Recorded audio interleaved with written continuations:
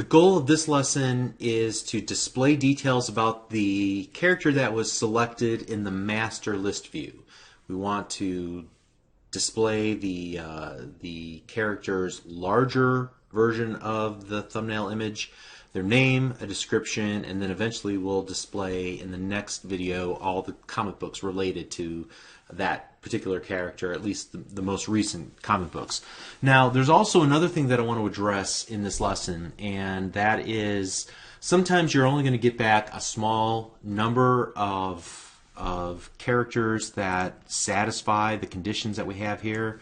Many of them don't have thumbnails. We might get an error whenever we're making a call into a resource across the internet. The Marvel Comics API servers could have an issue. The JSON that comes back is botched or isn't quite formed correctly. The JSON that does come back when we try to do that step that I'm always nervous about, whenever we deserialize that JSON into our object graph, that could go bad. So I need a strategy for recovering whenever our application simply can't get on the first try everything it needs. And so we'll address that as well. But let's start off with the simple stuff. I'm going to go over here to the main page.xaml. And what I want to do is flesh out the grid, the details grid, or the grid detail. The detail grid. All right, let me get into code mode here. And what we're going to want to do is create some row definitions. And there's going to be three distinct areas. The top row will be where we display the details of the character. That second row will be where we display the list of comics that character has been in recently, and then finally, as you click on one of those comics, we'll display the details about a given comic in the third row. Okay. The next thing that we're going to want to do is, now that we have our row definitions created, we're going to focus on that first row definition. So we're going to create another grid inside of it. So just to make sure we remember what we're doing here, grid.row equals 0. And I'm going to make sure to set the horizontal alignment to left. Most of these should be defaults, but I'm just not taking any chances here. And then inside of that grid, I'm going to create one row that will display the name, and a second row that will display the description, and then two columns: a left column that will display the image, and a right column that will display the name and the description. Okay, so a 2x2 grid. So row definitions, and we'll just set the height on each of these to star. Give them equal width there, and we'll do the same with the column definitions.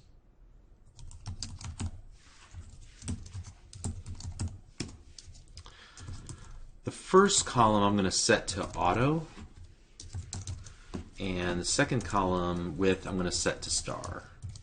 Now all of this is subject to change. This is just where I'm starting.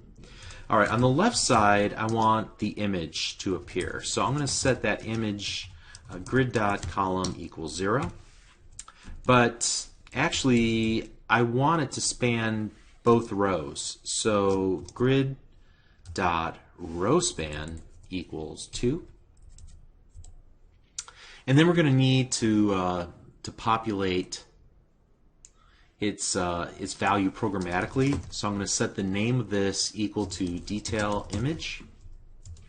Next up, we're going to have the text block that will contain the name of the character. So detail name text block.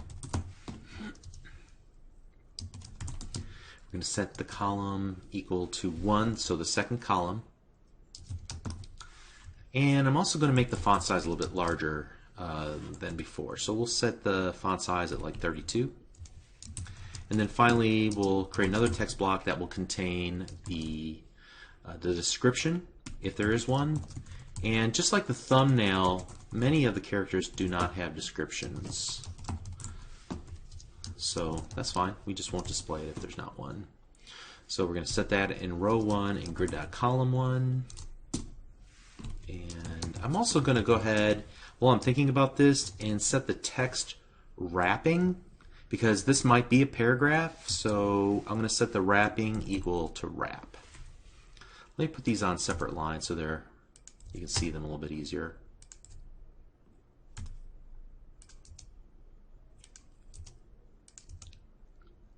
Great. All right, the next thing that I want to do is go back to our list view, and I want to make it so that you can actually click on one of the items. So is item click enabled equal true, and then item click equals new event handler. I'm going to go to that new event handler using F12 on my keyboard. And what we want to do is to get the selected character. So the item click event args will actually give us the item that was clicked. And that will be an instance of character. It's just, unfortunately, saved as an object. So we're going to have to do a casting back to character. So var selected character equals. Then I'm going to populate the easy stuff. Detail name text block dot text equals the selected character dot name, and we'll do the same thing for the description. Now, getting the image to display an image will be a little bit trickier. We're going to have to create a bitmap image, and once we populate the bitmap image's source, then we can set it as the source of our XAML image control. So this is how you do it. You might even want to save this little snippet to your cheat sheet.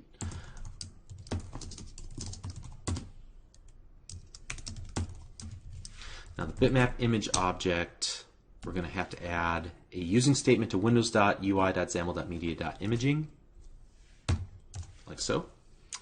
And we're going to need to create a new URI.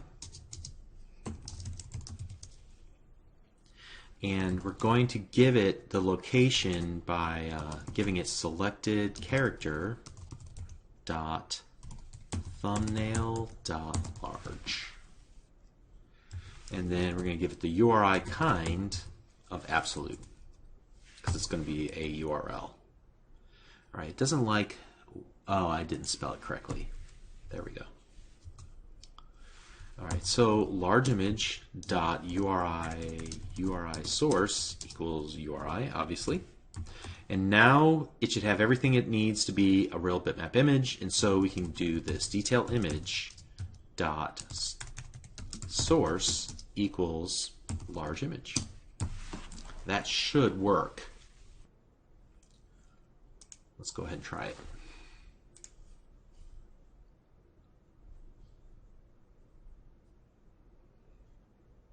Okay, so this is an error I run into occasionally. I'm not exactly sure what happens in this case. I believe this to be an issue with the deserialization process. This is one of those things I seek to resolve by adding some code in the very next step. And we hit this a couple of times. All right, but eventually we get data. Okay, so now this will kind of show whether we got this right or not. I'm going to click on one of the items, and you can see the image and the name. The image and the name. The image and the name.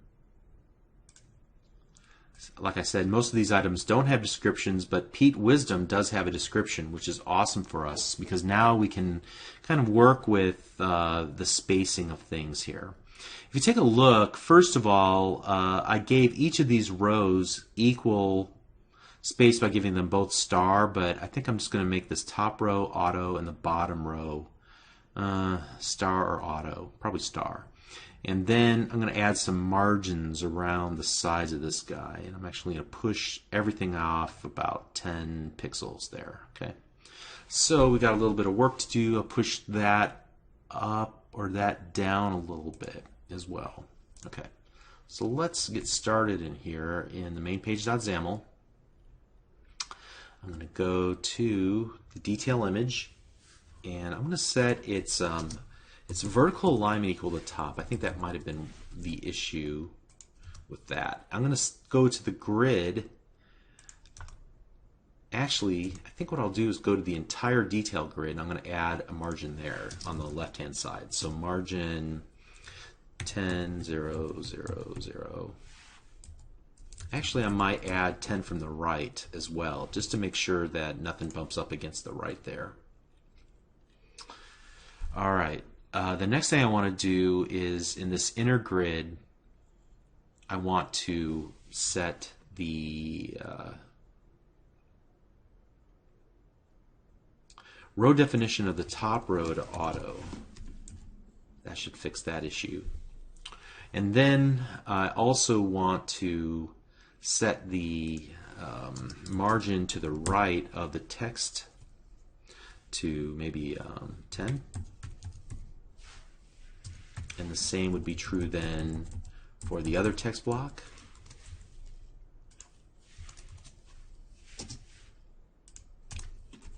And so now I'm going to run the application again, and I'm going to keep refreshing until I find a character that has a description.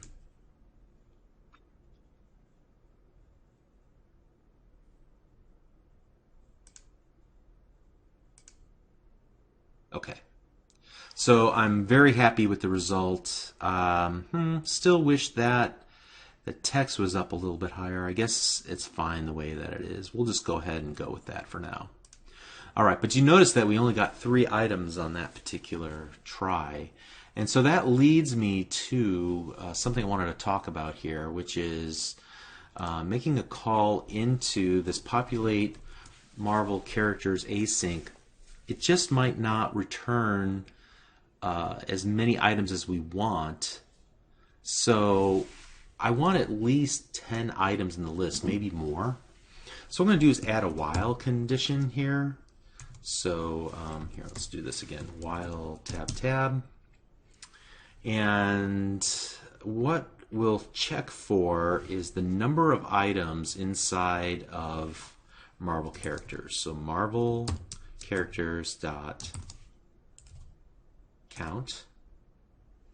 While it's less than 10 items, then we're going to continue to go through this loop. And inside of here, we're going to call await Marvel facade populate Marvel characters async. Now, the challenge here is that an async method might take a while to return. So we could be looping here a billion times while this is still trying to run the very first time. So it could be a lot of calls out to the to that method. That's just the way that this works. It works as a promise, and then it continues on to the next line of code. But that promise may not come back to us before we actually do an evaluation on the current count of Marvel characters. So to fix this, what I want to do is make sure that populate Marvel characters async returns a task. And then we'll just check the task, or we'll just wait for the task before we continue on with another run of our while statement, or check on the while statement's condition. So let's go to the Marvel facade and take a look at what we return here. We do indeed return a task, so that's great news. Let's go back to the main page.xaml.cs, and instead of using this await statement, I'm just going to say, hey, give me a task of T. Task of T, and I'm going to need to add the task by adding a using statement to system.threading.tasks, and now it should see it. Great. And then we'll just do this, await T. So this will force us to wait for the first call to finish before it loops back and does the conditional check, right? So let's go ahead and run the application.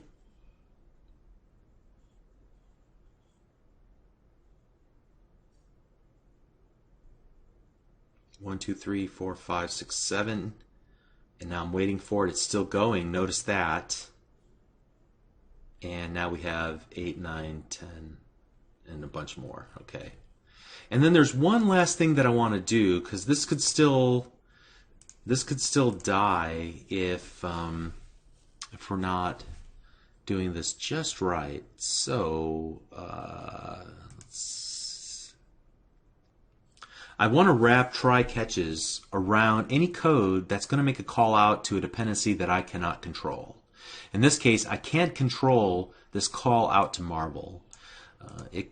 A bunch of different things could go wrong. So in that case, I'm going to wrap the try catch around this line specifically. Now, unfortunately, you can see that when I do that, I'm going to be out of scope with some other things here. So what I'll just do is just grab everything else just to make this easy on myself. You shouldn't have to do this always. Really, the only thing you need to wrap the try catch around is for this line. But since everything else below it depends on it, we'll just do that. So essentially what we're doing here is swallowing the exception. We're saying if there's a problem, so let's just ignore the problem and go on, which means that we'll return T and we'll try to evaluate and say, oh, we still don't have more than 10 or 10 or more items. That means we're going to try calling again, and it'll just keep trying until it can't try anymore. Maybe I should add a counter and say after 10 attempts, maybe we should just give it up, but I won't do that just yet.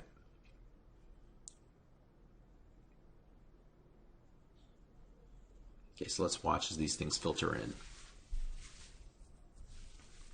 Okay, so we got 1, 2, 3, 4, 5, and then we got more. Okay, so we can see that it made 2 calls because it started off with the B's and then it went on to the F's. Okay, and let's just make sure that everything is still getting returned correctly. I just want to see an item that has a description. Unfortunately, none of these items have descriptions. All right, well, that's okay. I'm pretty sure it works. So we're going to stop right here, and we're going to move on, and we're going to display a list of comics for every item, for the character that was selected. So we'll do that next. We'll see you there. Thanks.